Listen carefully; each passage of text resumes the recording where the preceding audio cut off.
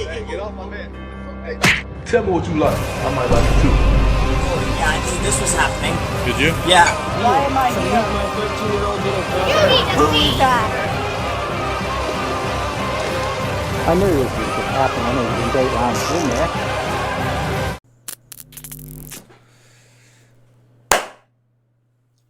Hello, I'm Chris Hansen. So not too long ago, I went down the YouTube rabbit hole of watching a lot of To Catch a Predator. Because not only is it really funny to watch these people get confronted and dig themselves into a hole trying to deny that they did anything wrong, while they are shown all of the evidence needed to take them away for life, but it's also really satisfying to watch them get taken down. If you're not familiar with the show, allow me to quickly delve into one of the episodes so you get an idea of what I'm talking about. They start this episode by giving some information about this weirdo. Him being 44, talking to this alleged 13-year-old girl, who in reality is actually a watchdog organization, working with law enforcement to catch these very types of people. They even hired this 19-year-old actress to play the role of this 13-year-old girl. This guy really made the wrong life choices, because if he just waited a little bit longer, he could have done the best sad Omni-Man cosplay. But he said, nah, I'm gonna be. Then they go through some of the messages between these two, and you know, it's the basic run-of-the-mill stuff, not the kind of stuff that's f***ing disgusting and you wouldn't want a 13-year-old girl receiving. Then he drives over 2 hours to meet her in person. Not before picking up a pizza though, because he's not just a pedophile, he's a gentleman. Where my hug at? The actress makes sure he gets into the house and sits him down, then she leaves the room, where now the real fun begins. Because the only thing worse to a pedophile than no kids is Chris Hansen. Now, to his credit, Jeff plays it pretty cool and just eats some pizza, because in this moment he believes that this is her dad, and that he can get out of this an innocent person because he hasn't done anything wrong. Yeah, there's nothing wrong with what he's done. Inappropriate chats with a 13-year-old, someone who's 31 years younger than him, then driving 2.5 hours to meet this person, and even bringing a marriage contract. But perhaps worse of all, the pizza doesn't even look that good. Chris Hansen then reads out some of the messages that they've sent to each other, and we get to see the live unraveling of him as he comes to the realization that his life is ruined. He's looking at 20 years in prison, and once he gets out at the age of 64, he will spend the rest of his life being a convicted sex offender. Wherever he goes, legally has to warn people of that. His life is ruined, and rightfully so. I have no sympathy for this guy. I don't think you can make me feel the slightest bit of sympathy for a pedophile until you start doing stuff like this. But we'll get to that. Let's just finish this episode first. Jeff offers the crew some pizza. They arrest him because clearly they don't like pepperoni. Now over in the interrogation room, not once, but twice, Jeff feels the need to correct this officer about her age. But you're talking about a 12-year-old girl, right? And that's kind of... Yeah, okay. I think you could 14, probably even 14, understand. but yeah, she said she was 14. But we're talking like 12 years old. That's like 6th, 7th grade. You know what I mean? That's a young human being. You keep saying 12. I mean, I know that's both young, but it's a little bit, different. But she's 13. I guess if you average them out. So you're gonna marry a 13-year-old girl with her mother's permission? Maybe when she's 16, I would do that. Why is that like so hard to believe? You're 44. The detective then asks Sokol what he would think if he had a daughter, and she was hanging out with a 44-year-old guy.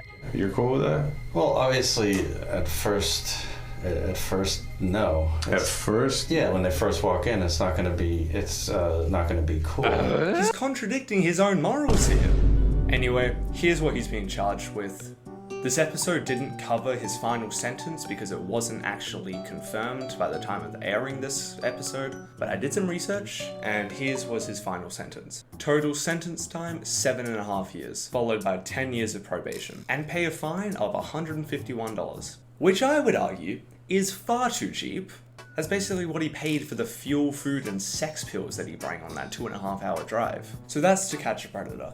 Great show, really recommend. I've linked some more of my favorite clips down below. Check them out if you want.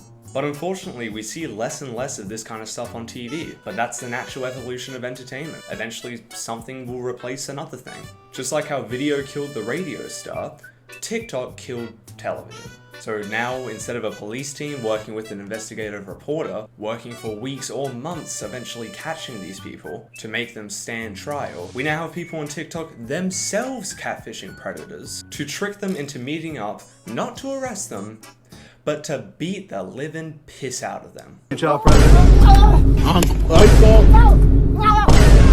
That's right, ladies and gentlemen, pred catchers on TikTok. They don't care about getting them arrested. They want to serve the fists of justice right between their eyes. And honestly, I don't know how to feel about these videos. On one end, they deserve it. I mean, they came there deliberately to meet with an underage person, But on the other end, there is a point where you should just let the cops handle it. I mean, in this video, they just took turns socking him right in the face. And I don't really feel good watching it, it's kind of just sad. But then I lean back over to the first side, and remember they were expecting to f*** a child. So, this is the better alternative. Then this video of them absolutely manhandling this guy who is like half their size. The disrespect into this alley-oop beatdown is ridiculous. I much prefer the videos like this. Here to meet a 12-year-old boy. Yeah, if my boy Shul was here, he'd yell out, "Excuse me, everybody. This guy's here to meet a 12-year-old boy." We got a child predator trying to take off here. Child predator going down. Child predator in Cohees trying to pick up little kids. Oh, I missed. This man's trying to pick up a little boy on the internet.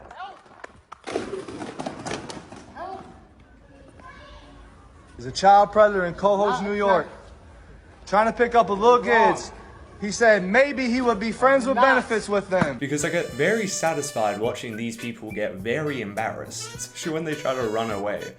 Where do you think you're going? Or my personal favorite of these videos, titled 45-year-old man here to meet a 14-year-old boy meets Big Tyrone instead, where they have him sit on a couch and have Tyrone over here ask him the same questions he was asking this 14-year-old boy. Let me see your feet.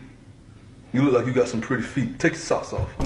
Now it is sad to watch these people try their very, very best to talk themselves out of these situations, but nobody has done it quite as effectively as him. Oh, yeah, I knew this was happening. Did you? Yeah. So you catch her? Yeah, I know this. I know this is happening. Okay. Thank you. Thank you for what? No, because, like, what you guys are doing, Yeah. no, is actually very smart. Okay. No, because, like, what you do is actually smart with the actual people that you do try to catch. Right. Well, we just caught you. Yeah, I know. No, I respect that, what you guys are doing. Right. But you also admit that what you guys do can also be very dangerous. Like how? Because, like, say you meet someone and you don't know them, right? You don't know them at all. Yeah. So they come up, and then what if they also come with a group of guys? We don't care. No, but you could get hurt. We don't worry about us. We worry about the 13-year-old girl that you... No, so do I. I know what I did was wrong. That I understand. You understand what you did is wrong? Yes. Okay. But most guys do it and they don't care and they fight back or they do whatever, right? Do you suffer from any mental disabilities? No. Any physical disabilities? Physical? Like, what do you mean by physical? Well, do you have any disabilities whatsoever? Well, like, if you count, like, Noonans, because, like... What's Noonans? It involves, like, my height. Like, I've been judged because of my height. Yeah. And I've been affected with that and I get upset. Okay. Well, we're not going to judge you on your height. That is a wild card to throw in. Listen, I'm sorry for grooming that minor and asking them to come meet me here, but I'm short. So you kind of got to let me go, right? Thank you. Right. Like, a lot of people actually do. Yeah, that's okay. And, like, with some people, I stand up for them, like, because for people who can't stand up for themselves, right. I try to do that too, but I don't try to go, like, physical or way out of my way. I do whatever I can to help them. Okay. And You're how old? 23. You came to meet a girl how old? 13. Right. And that. Okay, But, so like, then why would you still come and meet a child?